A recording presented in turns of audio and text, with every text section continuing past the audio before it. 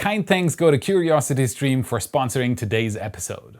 Today, amongst other things, I'll explain to you what's the biggest difference between SpaceX's Starship and traditional rocket development, and what to expect for Super Heavy.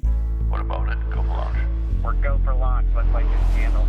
Ignition sequence start.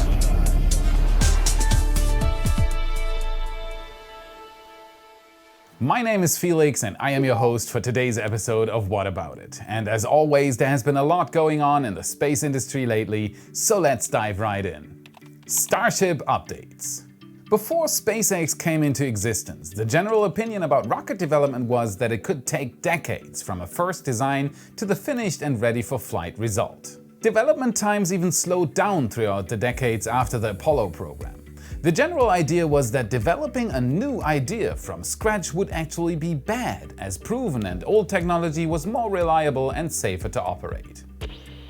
And then came Elon Musk and his team, completely ignoring established philosophies and taking such a different approach that in the beginning people even said that this approach was reckless and dangerous. Fast forward to 2020 and the view about what SpaceX is creating has changed. Several times a month, Falcon rockets deliver payloads into orbit, and even crewed flight is now part of the portfolio. All of it done with rather untraditional systems, even though Musk had to take it a step back, for example with ideas like propulsively landing his Dragon capsules. Even that is not enough change for SpaceX though. They want to take such a radically different approach that it can't really be compared to a normal rocket anymore. It's incredibly large, versatile and revolutionary.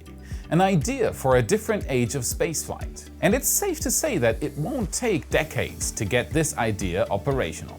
On September 12th, Elon Musk tweeted that he expects Starship serial number 8 to be finished by the end of this week. Main body, flaps and nose cone. Right after that, SpaceX will do a first static fire, then checkouts and a second static fire to be absolutely sure about the construction.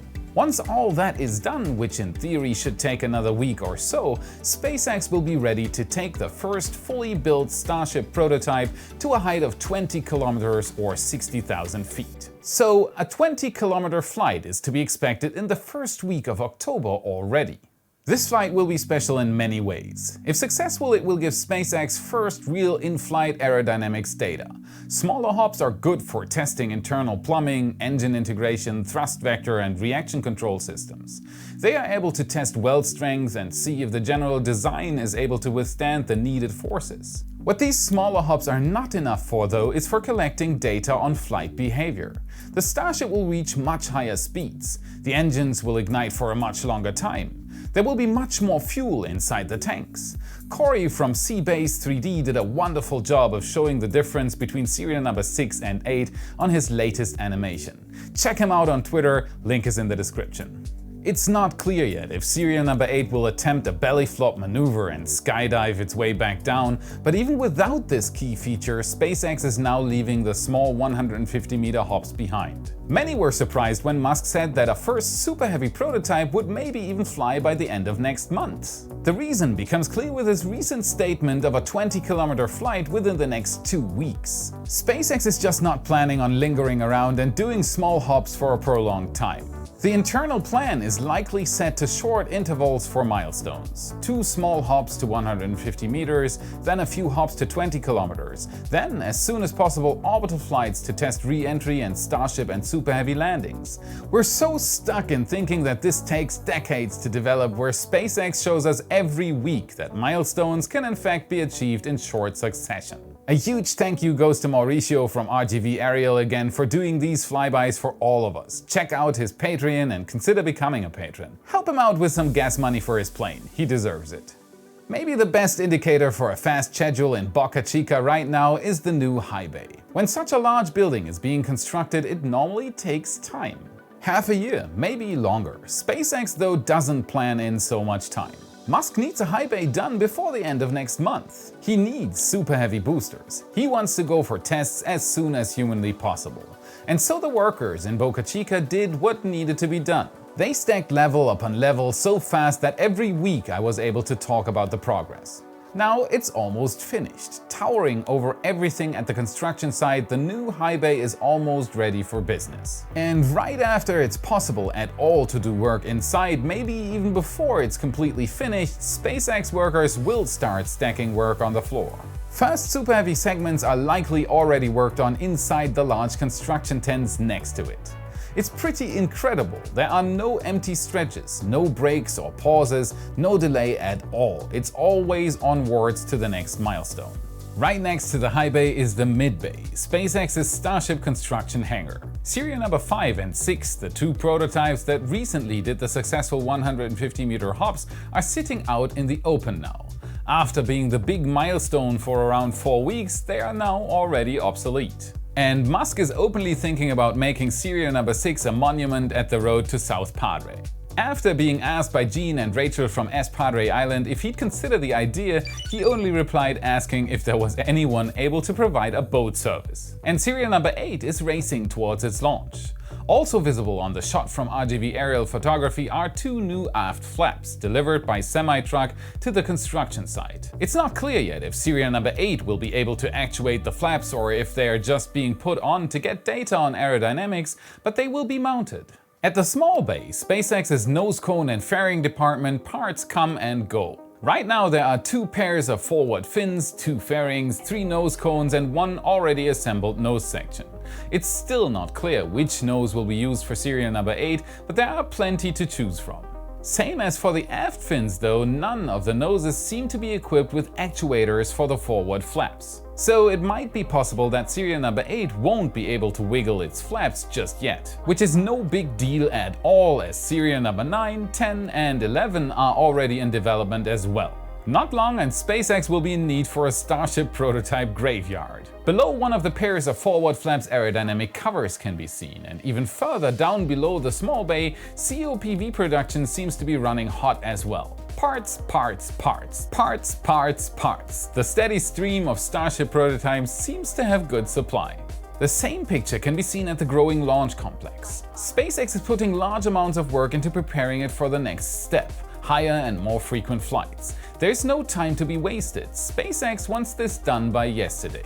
Serial number 7.1 is still sitting on the test stand waiting for some action and a chance to prove the 304L stainless steel construction. Next to it, the older main test stand is empty after serial number 6 did a successful hop and got transported back to the construction site. Next to it though, SpaceX is getting rid of another dirt patch. The long ramp leading from Highway 4 to the test stand foundation is finally being paved. On top of the foundation next to the Launch Control Center, fleece is being put on the ground, an indicator for another concrete foundation to be created. The whole site rapidly turns from a dirt hill into a sophisticated launch complex ready to accommodate SpaceX's next milestones. Super Heavy and Starship launches will not be done from test stands in the future. They will be done from here, the Orbital launch mount, a very unique installation to say the least. It just doesn't look like a normal launch complex at all. As always, Mary was on site as well, taking pictures for NASAspaceflight.com. Only 2 days after Mauricio's aerial photos, the last pillar was sleeved. Now we should finally see how the construction will be continued. One of the possible reasons for SpaceX creating the orbital launch mount in Boca Chica as they are could be that they are building something similar to one of the test stands at their engine testing range in McGregor, Texas. It has a larger diameter though and a large flame diverter underneath, which wouldn't really be possible with a much smaller sized stand. Liked the update so far? Then click the like button, subscribe to the channel and maybe even consider becoming a patron to give some vital support. Link is in the description. The team is working relentlessly to provide you with updates twice a week thanks to SpaceX's mind-boggling speed, and with your support it will be much easier in the future. Thank you. In the end, we'll have to wait and see again, which shouldn't take much longer though. Now that the pillars are almost done, the next construction steps should reveal a few more clues as to what they're actually planning. Super Heavy construction. Next, I want to talk about Super Heavy design with you. It's not long anymore until we should see first prototype segments, and it is one of the most important steps to get Starships into orbit. Without Super Heavy, there are no re-entry tests for Starships. As so often in development process, things tend to change over time. SpaceX showed the same behavior in the Starship development process, and Super Heavy of course is subject to change as well. When commenting on a render done by Neopork on Twitter on August 29th, Musk gave a bit of insight into what we can expect for the soon-to-start Super Heavy construction process. The main focus here is on the thrust structure and the legs, as the rest of the Super Heavy booster will be surprisingly easy considering its size. It's just a large tank section, as can be found on current Starship prototypes. Even the engine count in the beginning will likely be much lower than the final design. The legs, though, are important from the beginning on, as testing out the landing will be the main focus here. Musk said that the design has shifted to 4 legs with a wider stance to avoid engine plume impingement in vacuum. For those who do not know, plume impingement just means that to have optimal thrust, there should not be any part of the rocket interfering with the plume's expansion. The original 6-fin design, though, seems to do just that. What would be some possible solutions here, and what could they look like? There are 2 possible ways of constructing legs for Super Heavy. Here you can see the static legs that do not actuate. The design is changed to accommodate Musk's tweet. A much wider stance, the leg count is reduced to 4 down from 6, and the fins are basically gone. A slim construction to not produce too much aerodynamic resistance on the way up and not too much turbulence on the way down to not reduce the grid fin efficiency, as they likely need turbulence-free airflow around them. This would fit SpaceX's approach of going the minimalistic way, as they do it on almost every part of the Starship program.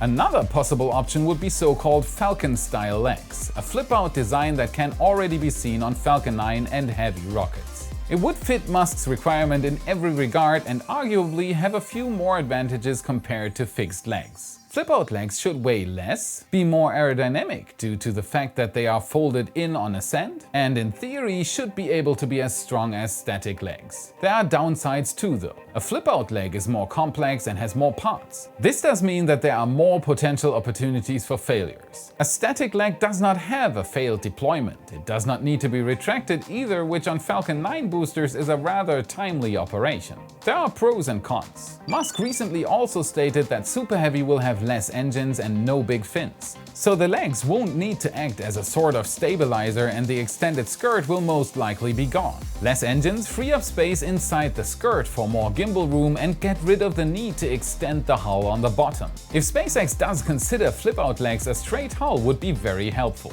Reducing the leg count down to 4, no matter if flip-out or static, also has the big advantage that the legs can be placed so they do not interfere with the grid fins above. Better airflow towards the grid fins means improved steering on descent. Eric and Nick Henning have done a stellar job of working with me again and turning speculation into pictures. Please make sure to check out their Twitter accounts and leave them a follow. What do you think? Do both options make sense? Which one do you think will SpaceX pursue, and why? As always, tell me in the comments. This is the core of prototyping when you're not relying on proven technology. When you're trying something brand new, SpaceX is facing decision after decision, rapidly going through different iterations to find the sweet spot, the final design. All this sometimes sounds like science fiction, but it isn't. It's real-life development and research being done somewhere on the planet right now. There are so many things happening out there right now that I couldn't possibly cover it all. Today's sponsor might be able to help you though. CuriosityStream is smart TV for your smart TV. If you're watching my channel regularly, chances are very high that you're into science. CuriosityStream has thousands of streamable documentaries and non-fiction TV shows on topics like history, nature, science, food, technology, travel, and more. They're specialized in what we love most, featuring 35 collections of curated programs handpicked by experts and streaming to any device for viewing anytime, anywhere. Whether you want to explore Mars or travel back to ancient civilizations, CuriosityStream adds new binge-worthy films and series each week, empowering you to dive deep into your favorite subjects and explore new territory sure to entertain, enlighten, and inspire. Featuring award-winning exclusive and originals, CuriosityStream is one of the largest libraries of high-quality documentaries out there. To binge-watch the finest documentaries and at the same time support What About It, head on over to CuriosityStream through my link or use the code WHATABOUTIT and sign up for just $14.99 for a whole year. Satisfy your thirst for knowledge with CuriosityStream. Link is in the description. Today I want to thank Vlad Grichevsky, Mark Stoner, Kevin A. Popore, Luke Stone, Christian Bergman, Reto Tosoni and many others. You rock! These people are the latest supporters on Patreon and YouTube, funding what you just saw and making it possible in the first place. If you want to be part of the team, get closer to the community and me on our Discord and provide vital funding to the channel, consider becoming a Patreon or YouTube member yourself. Thank you. My last words on every episode go out to my team, to those who go above and beyond. These people are the backbone of everything What About It. You normally don't notice them much as a viewer, but trust me, they are as important as I am. So show some love for them in the comments because these folks rock. Construction steps should reveal the reason becomes clickly, it comes bekloopty bay. Yeah. With his recent statement of a 20-kilometer flight within the next 2 weeks. That's what it is, I'm telling you. Let's try that one again, shall we? Super heavy construction, super heavy.